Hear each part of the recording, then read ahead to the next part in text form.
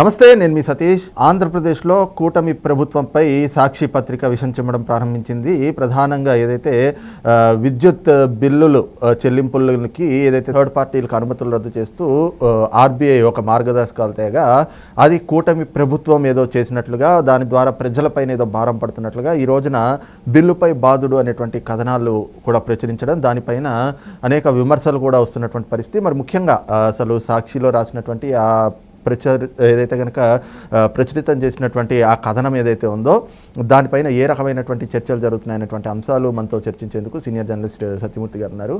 Sir నమస్తే. నమస్కారం అండి. సార్, ముఖ్యంగా కూటమి ప్రభుత్వం ఏర్పడినాక ఎక్కడా కూడా ఒక అధికారిక ప్రకటన అనేటువంటిది లేదు. ఇప్పుడు వరకు ఆ దిశగా నిర్ణయం తీసుకున్నటువంటి ఏదైనా కూడా ఘటనలు ఉన్నాయన్నటువంటి ఒక చర్చ కూడా లేదు. కానీ ఈ రోజున ఏదో రాష్ట్ర ప్రభుత్వం ఒక నిర్ణయం తీసుకున్నట్లుగా, దానివల్ల ప్రజల మీద ఏదో భారం పడుతున్నట్లుగా, విద్యుత్ ఛార్జీల పైన బిల్లుపై బిల్లు అంటూ కూడా బిల్లుపై బాధుడు అనేటువంటి ఒక కథనం సాక్షి పత్రికలో వచ్చింది. దానిపైన మీ అబ్జర్వేషన్స్ ఏంటి, ఏం చెప్తారు? ఇది సాక్షి రాసేవి మనం పెద్దగా పరిగణలోకి తీసుకోవాల్సిన అవసరం లేదు. ఎందుకంటే అదొక కుట్రలతోటి వార్తలు రాసే ఒక పత్రిక. జర్నలిజం విలువలు ఏమాత్రం లేని, జర్నలిస్టులు కాకుండా వైసీపీ కార్యకర్తలు మాత్రమే పనిచేసే ఒక విషపుత్రిక. దాని గురించి పెద్ద చర్చ అక్కర్లేదు. ఇకపోతే ఈ విద్యుత్ ఛార్జీల విషయానికి వస్తే ఏంటంటే, రిజర్వ్ బ్యాంక్ వాళ్ళు ఈ థర్డ్ పార్టీ యాప్ల ద్వారా బిల్లులు కట్టడం వాటి మీద కొన్ని రిస్ట్రిక్షన్స్ పెట్టారు. పెట్టినప్పుడు ఏం జరిగింది అంటే, మొత్తం ఈ తెలంగాణ ఆంధ్రాలోనే కాదు, మొత్తం దేశవ్యాప్తంగా ఇదే పరిస్థితి ఉన్నది. వాళ్ళు ఏంటంటే ఏదైతే ఆన్లైన్ పేమెంట్లు ఉంటాయో థర్డ్ పార్టీ పేమెంట్స్ని యాక్సెప్ట్ చేయట్లేదు. ఇదే జరిగింది అంతే. దీనికి సంబంధించి రిజర్వ్ బ్యాంక్ గైడ్ లైన్స్ ప్రకారం యాక్షన్స్ తీసుకున్నారు. అందుకని మీరు ఫోన్పే నుంచి, గూగుల్ పే నుంచి, ఇటువంటి యాప్స్ నుంచి బిల్లు పే చేయటం అనేది అది కుదరదు. డైరెక్ట్గా విద్యుత్ సంస్థల వెబ్సైట్లోకి వెళ్ళి పే చేయాలి. ఇది అసలు వాస్తవ పరిస్థితి. ఇప్పుడు ఆన్లైన్ పేమెంట్లు చేసేటప్పుడు ఏం జరుగుతుంది అంటే, ఈ ట్రాన్సాక్షన్ చేసేటప్పుడు ట్రాన్సాక్షన్ ఫీజుని బ్యాంకులు వసూలు చేస్తాయి. ఆన్లైన్లో ట్రాన్సాక్షన్ చేసినా కానీ అది చాలా నామినల్గా ఉంటుంది. పెద్ద విషయమేం కాదు. ఓకే, పెద్ద విషయమా చిన్న విషయమా అనేది మీకు పక్కన పెడితే, ఈ బ్యాంక్ ట్రాన్సాక్షన్ ఫీజులు పడతాయి వినియోగదారుడికి. ఈ తరహా అరేంజ్మెంటు ఇప్పుడు ప్రస్తుతానికి ఉన్నది. ఇదేదో పర్మనెంట్ ఫీచర్ కూడా కాదు.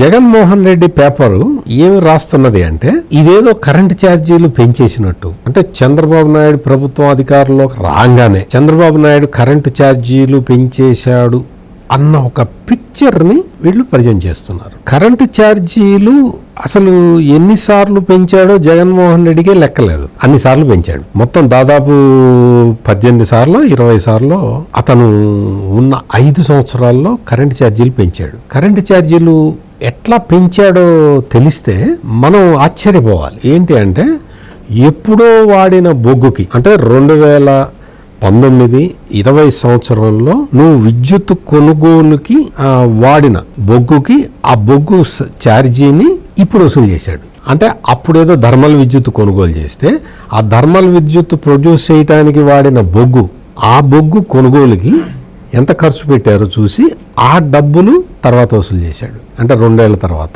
ఈ విధంగా అంటే చేస్తారు ఎవరన్నా అట్లా.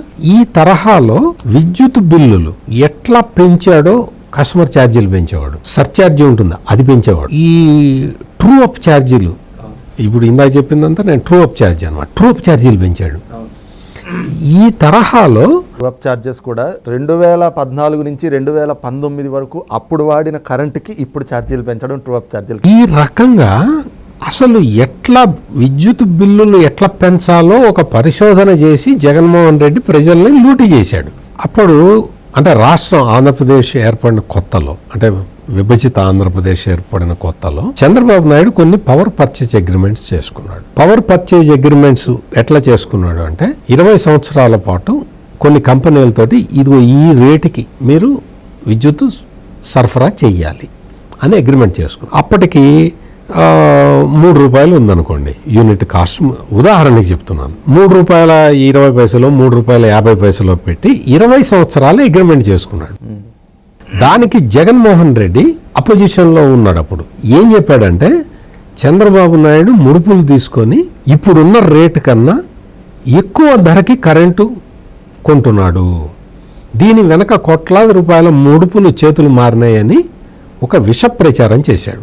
వాస్తవానికి ఏంటి అంటే, ఇప్పుడున్న ఛార్జీకి కొంత యాడ్ చేసి 20 సంవత్సరాల అగ్రిమెంట్ చేసుకోవటం అనేది చంద్రబాబు చేసిన పని.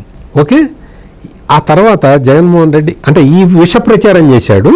చంద్రబాబు నాయుడు మీద ప్రజలందరికీ అనుమానం కలిగేలాగా ప్రవర్తించాడు, చేశాడు, అదే చెప్పాడు, అదే రాశాడు ఈ సాక్షి లాంటి పేపర్లో, అదే చూపించాడు సాక్షి లాంటి టీవీల్లో. సాక్షి ఈ పేపరు ఇవే కాకుండా ఇంకా కొన్ని సంస్థలు ఆయనవే ఉన్నాయి, న్యూస్ పేపర్ సంస్థలు, వాటిలో కూడా ఇదే విష ప్రచారం చేశాడు.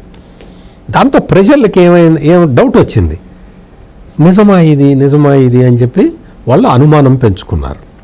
ఆ తర్వాత జగన్మోహన్ రెడ్డి అధికారంలోకి వచ్చి చంద్రబాబు నాయుడు ఆ రోజు 20 సంవత్సరాలకి కుదుర్చుకున్న పీపీఏలన్నీ రద్దు చేశాడు.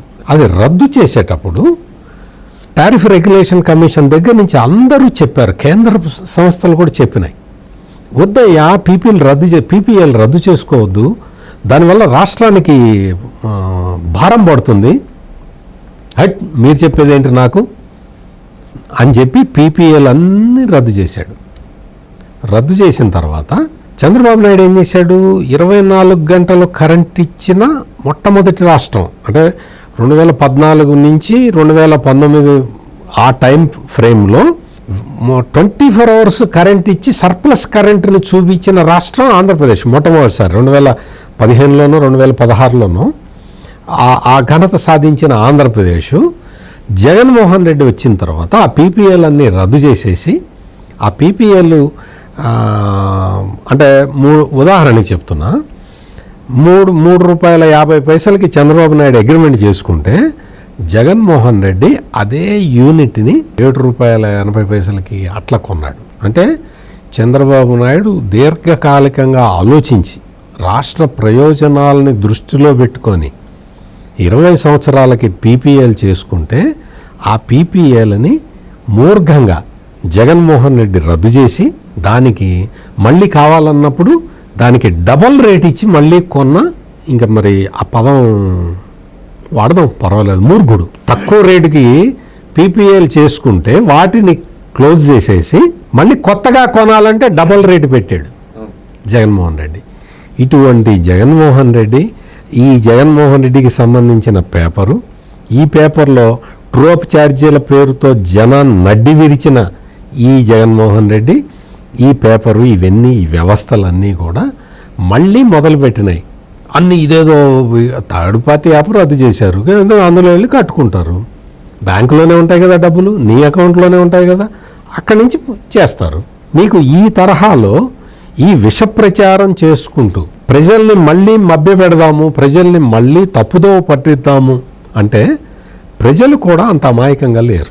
ప్రజలకు కూడా అర్థమైపోయింది, చంద్రబాబు నాయుడు చేస్తున్న పని ఏంటో అర్థమైపోయింది, జగన్మోహన్ రెడ్డి ఎట్లా లూటీ చేశాడో అర్థమైపోయింది. కాబట్టి ఈ కరెంటు ఛార్జీలు పెంచేశారని, కరెంటు ఛార్జీలు అసలు అధికారంలోకి వచ్చిన 16 రోజులకే కరెంటు ఛార్జీలు పెంచారని, ఇటువంటి పిచ్చి ప్రయత్నాలు, ఇటువంటి విష ప్రచారాలు మానుకోమని మీడియా ముఖంగా వాళ్ళకి చెప్తున్నాను నేను. అయితే ఈ కథనం మాత్రం ఆంధ్రప్రదేశ్ పేపర్లో, అక్కడున్నటువంటి పేపర్లోనేమో ఈ రకంగా ఇస్తారు అక్కడ ఎడిషన్లో, అదే తెలంగాణకు వచ్చేటప్పటికి మాత్రం పూర్తిగా మార్చేసి రాస్తారు. దాన్ని ఎట్లా చూడాలి సార్? అంటే ఇదే కదా, ఇప్పుడు ఆంధ్రప్రదేశ్లో వీళ్ళకి రాజకీయ ప్రయోజనాలు, ఆంధ్రప్రదేశ్లో చంద్రబాబు నాయుడు మీద విషయం కాకాలి. తెలంగాణలోకి వచ్చేసరికి ఏమవుతుంది, తెలంగాణలో కూడా ఇదే నిర్ణయం తీసుకున్నారు కదా, మీరు డైరెక్ట్గా మా వెబ్సైట్ నుంచి కట్టండి, థర్డ్ పార్టీ యాప్ల నుంచి కట్టమాకండి అని తెలంగాణలో చెప్పారు కదా. ఒరిజినల్గా మామూలుగా ఎట్లా రాయాలో అట్లా తెలంగాణలో రాశారు, ఆంధ్రాలో మాత్రం దాన్ని వక్రీకరించి రాసి విషయం చల్లారు. రైట్, ఇది చూస్తున్నాం కదా పూర్తిగా. ఏదైతే కూటమి ప్రభుత్వం ఏర్పడి ఇంకా నెల రోజులు కూడా పూర్తి కాకముందే సాక్షి మీడియా, సాక్షి పత్రిక తమ వక్రబుద్ధి ఏదైతే ఉందో మళ్ళీ చూపించడం మొదలుపెట్టింది. ఇలాంటి రాతలు మాత్రం ప్రజలు ప్రస్తుతం ఉన్నటువంటి పరిస్థితుల్లో విశ్వసించేటువంటి పరిస్థితి లేదు. కారణం ఏంటంటే గడిచిన 5 ఏళ్ళు ఏ విధంగా ప్రజలపైన విద్యుత్ ఛార్జీల భారాన్ని జగన్మోహన్ రెడ్డి మోపాడో అందరూ చూస్తున్నారు. కాబట్టి ఇలాంటి రాతలు, ఇలాంటి విష ప్రచారాలు ఎన్ని చేసినా కూడా నమ్మేటువంటి పరిస్థితుల్లో అయితే ప్రస్తుతం ఆంధ్రప్రదేశ్ రాష్ట్ర ప్రజలు లేరు అన్నటువంటి భావాన్ని కూడా సీనియర్ జర్నలిస్ట్ సత్యమూర్తి గారు వ్యక్తం చేస్తా ఉన్నారు. Thank you. నమస్కారం అండి.